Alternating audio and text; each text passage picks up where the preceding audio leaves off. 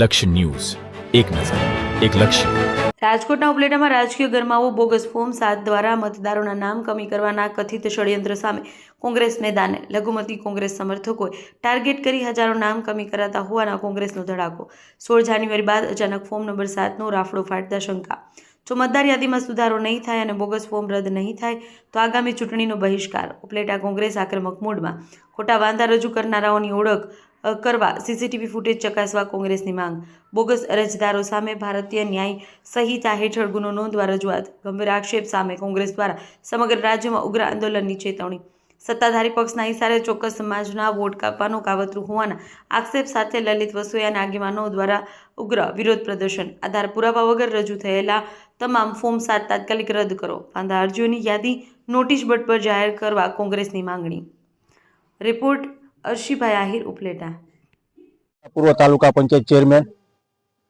આજે આ સરકારની અંદર એસઆઈની જે કામગીરી ચાલુ હતી એની અંદર ઈરાદાપૂર્વક કે સરકારને ખ્યાલ છે કે જે મતદારો કાયમીને માટે કમિટમેન્ટ મતો હોય કે કોંગ્રેસના મત છે એ મતોને જોઈ ઝાંખીને કાયદેસર રીતે ઈરાદાપૂર્વક એને કાઢ્યા છે. ત્યારે આજે અમે કોંગ્રેસ પાર્ટી આજે આવેદનપત્ર મામલતદારશ્રીને આપેલું છે અને આનો અમને ન્યાય નહીં મળે તો હજી પણ અમે ઉચ્ચ અધિકારીને પણ આવેદન આપવાના છે અને ધરણા માટે બેસવાના છે. બીજા નંબરની વાત એ છે કે જે તાલુકા પંચાયતની અંદર જે મનરેગાની યોજના ચાલુ હતી એનું પણ નામ એનું બદલાવી અને અત્યારે જે કામગીરી હાવ ઠપ થઈ ગઈ છે. જે મજૂરોને જે રોજીરોટી મળવાની હોય એને પણ અત્યારે રોજીરોટી મળવાનું બંધ કર્યું છે. તો આ સરકાર એની તાનાશાહી ચાલુ છે અત્યારે. તો અત્યારના સમયની અંદર ચૂંટણી નજીક આવી રહી હોય અને ટૂંક સમયની અંદર આ મતદાર યાદીના જે કાંઈ છેડા કર્યા છે એનો સુધારો નહીં થાય તો અમે ચૂંટણીનો પણ બહિષ્કાર કરાવશું અને આમ બધા ગામડાની અંદર જે કાંઈ મતદારો છે એ મતદાન નહીં કરે એવું પણ અમે કરાવશું. આવી અમારી તૈયારી છે. લાખાભાઈ ડાંગર, તાલુકા કોંગ્રેસ સમિતિ ઉપલેટા.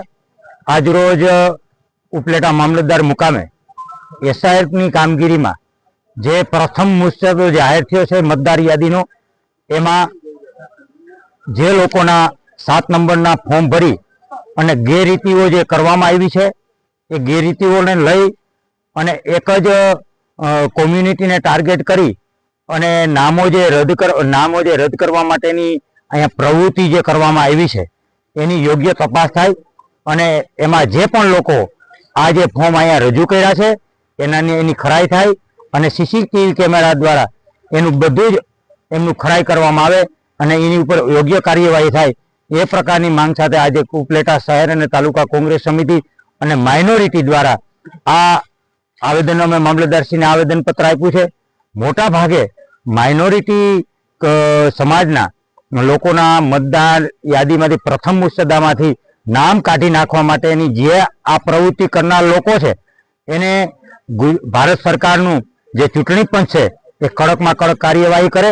સમગ્ર ગુજરાતની અંદર કોંગ્રેસ દ્વારા આ જે કાર્યવાહી જે પ્રવૃત્તિ કરનારા લોકો છે એને ખુલ્લા કાઢવા માટેનું આ આવેદનપત્ર અને જહેમત બધાએ ઉઠાવી છે અને સમગ્ર ગુજરાતમાં હજી આથી પણ અમે તીવ્ર કાર્યક્રમ આપવાના છીએ.